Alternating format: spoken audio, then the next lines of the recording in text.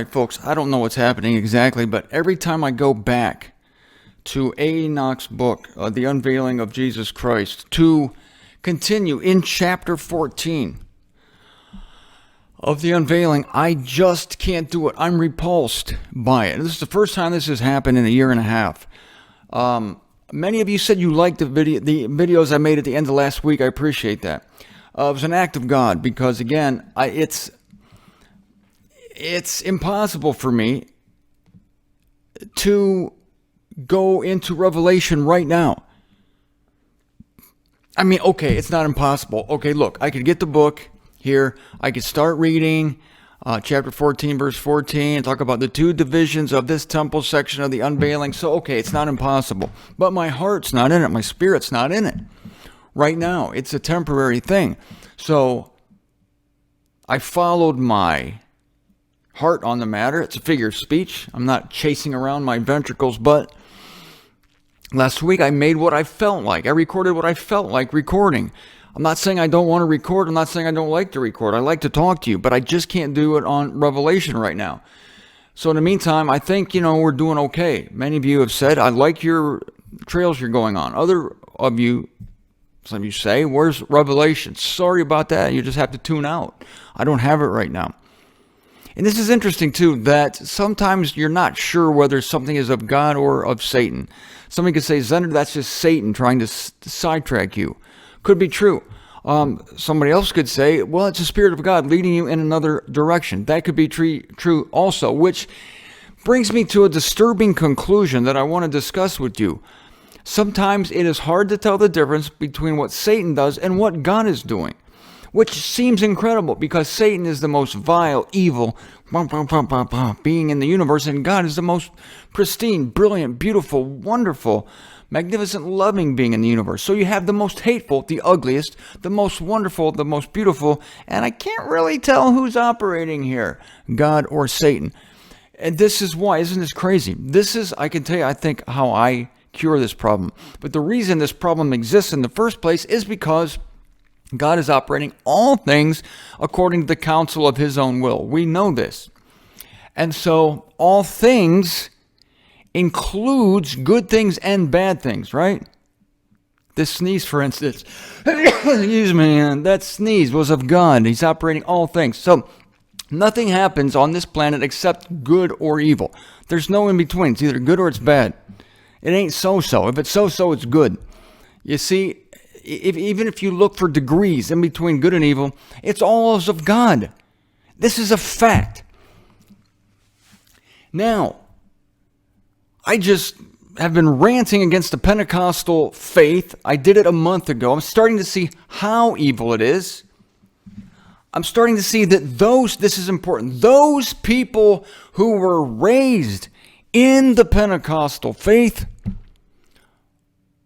were spiritually hindered, and they had to work their way out of it by an act of God, and some have not completely worked their way out of it.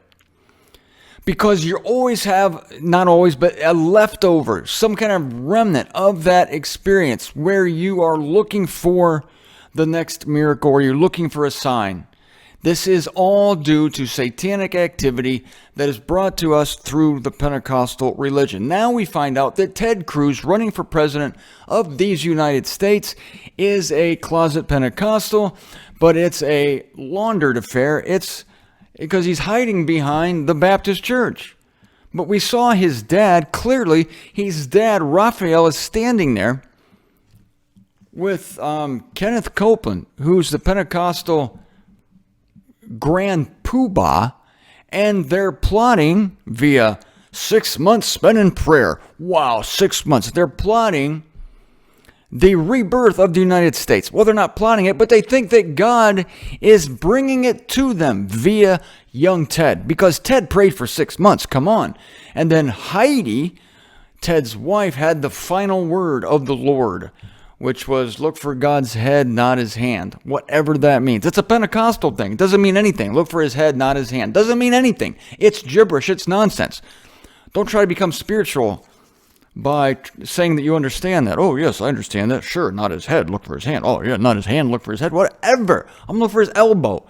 It's ridiculous. None of it makes sense. And then, of course, did you notice that in the video yesterday? The people started to get excited because Raphael raised his hands. Buddy, it's a physical cue. It's a cue. When you raise your hands and somebody's voice starts to get excited, then the people get excited. And then that, in turn, excites the speaker more, which in turn incites the crowd more. And the crowd and the speaker they feed on each other. Back to my point at hand. I haven't lost it. That's a satanic activity. However, it's of God, right? It's of God. So the coming of Jesus Christ was of God, obviously, and the coming of Satan was of God. It's all of God. So I'm sitting here, I can't get into the book of Revelation. Is it God or is it Satan? Is it live or is it Memorex? Tastes great, less filling. Which is it, Ford or Chevy? I don't know, and here's the secret to understanding this and dealing with this in your own life. I don't care. Because it's ultimately of God. It's ultimately of God. But I'm still going to call evil, evil, what I sense to be evil. I can't sense everything. I'm not all-knowing, all-sensing. So if I think something's evil like the Pentecostal church, I'm going to tell you that it's evil. And if I think something's good, like Rocky Road ice cream, I'm going to tell you that it's good. But it could turn evil. Rocky Road ice cream tastes good, but then it turns evil because it goes to your waist or your ass if you're a woman, or your hips. I'm sorry. But then it becomes an evil. So the same thing can be good and evil. I always use the cross as an example. Was it terrible? Yes. Was it fantastic? Yes. So what are you going to do?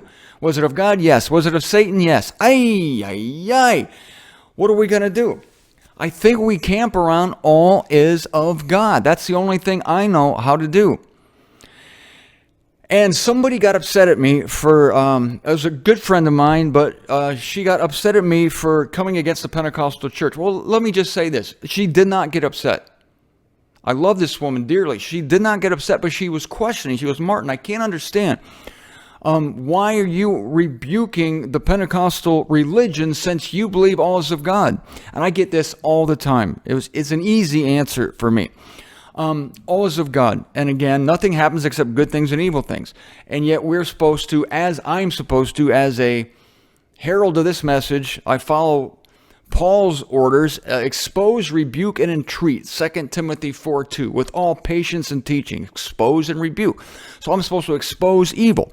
Here's an example. The Pharisees, they were evil people, and Jesus Christ rebuked them. He called them hypocrites. He called them a brood of vipers. He called them whitewashed tombs. Roundly rebuked them.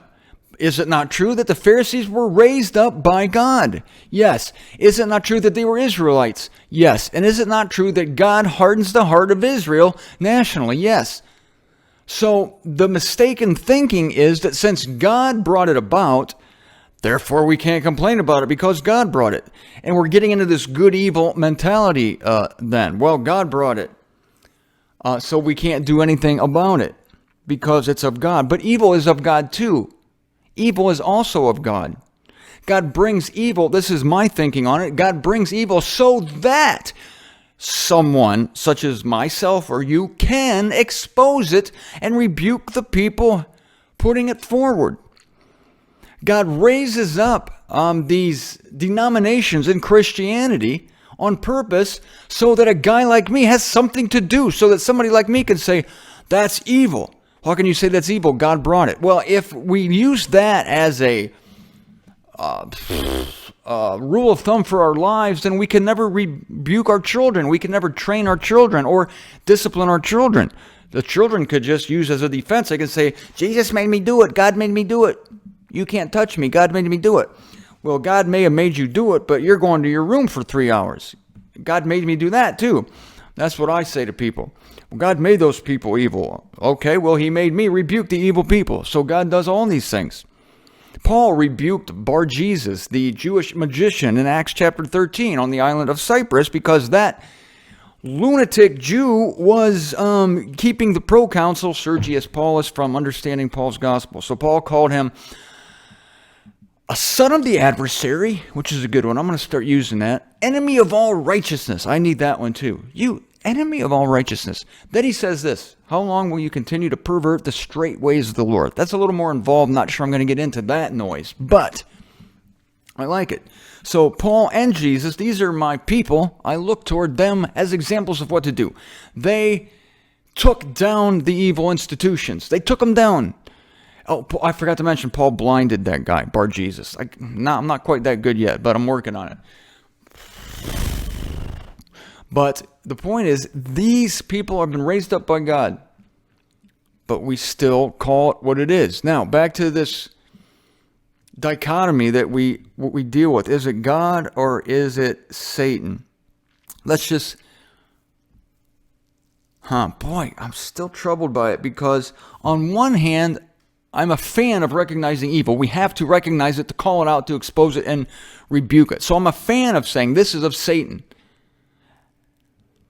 I'm a fan of that. This is of Satan. And it comes back to relative absolute truth. It is of Satan, whatever this hypothetical thing is I'm talking about. It is of Satan, which is ultimately of God. So there's my answer. And people are irritated that I keep coming back to this, but I can't help it. This is the answer. It's the difference between relative and absolute truth. Relative truth, the root word is relate. I'm relating something to another thing. It's being compared to something. Absolute truth, there's no comparison. It stands alone. It's not being related to anything. It stands as not answerable to anything. God is over everything. Over everything. Now, under that umbrella of God's total control, we do deal with good and evil things. But that still leaves me wondering why I can't get back to chapter 14.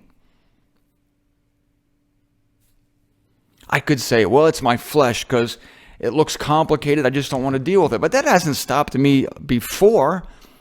There have been many difficult chapters and difficult passages, and I've just jumped into it. I can't do it now. So am I sensitive of spirit? Am I listening to that still small voice? I like to think so, yes. I like to think that God doesn't want me to do that in these few days when I haven't been doing it. And whether he uses Satan or God does it directly, I'm going to attribute it to God. That's another key. Attribute it to God.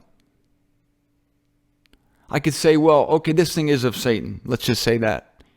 Satan's keeping me from doing this. Satan is withstanding me. So what? He withstands me every day. So Satan is withstanding me. Satan wants to keep me from continuing right now into chapter 14 of this book. But God has sent Satan, caused him to afflict me right now, at this time, for this purpose, so that God can produce something better because of it, through it, at the outcome of it. That's where I'm staying. That's beautiful. What I just said there, that's fantastic. Go ahead and recognize Satan's work. I'm just going to say, this is of Satan. Satan is withstanding us. He's keeping me from continuing in the Revelation series, which I want to complete and God wants to complete. However, therefore, we're recognizing evil. We're not being stupid and saying everything's good. We're on the yellow brick road of Revelation. There are evil things that happen. The Pentecostal church, it's of God, but it's evil. It's Satan brought it. But God brought it through Satan so that he can give me something to rebuke, so that he can create a vehicle for Ted and Heidi Cruz, say, to become president and first lady of the United States, so that Ted can go against the Islamists, the radical Islam, ISIS and those people, so that the West can unite under a happy little Christian head, so that the wild beast can be formed, so that this system in this country can go down, so that Christ's kingdom may come. You can keep going, so that Christ's kingdom will end and the new heavens and new earth will be ushered in, so that God may be all in all. I mean, how far do you want to go? That's as far as I can take you. 1 Corinthians 15:28, so that God can be all in all. What more do you want? That's what all this is leading toward. God uses Satan. Don't think he can't use him in your life. He does. And God uses happy things like Jesus. Jesus can come down in your life and give you a little tailwind, give you a little push along the way of life. Whew, and your life will go swell for a day or two. But then that could be Satan too. Because Satan makes things go well so that you get distracted, so that you go off the track. Sorry, Jesus, but I can't tell the difference between your works and Satan. Sorry, but I'm saying that to credit you, actually. Why I'm pointing at the camera, Jesus is, he could be. Jesus can be located somewhere. I don't know where he is. God's in heaven, Jesus, I don't know. Could be sitting right next to me. But I think what ultimately pleases him is that his Father gets credit for it all. Not blame, credit, and that God uses both good and evil to work his will, which is ultimately good. Yeah, I'll stick with that.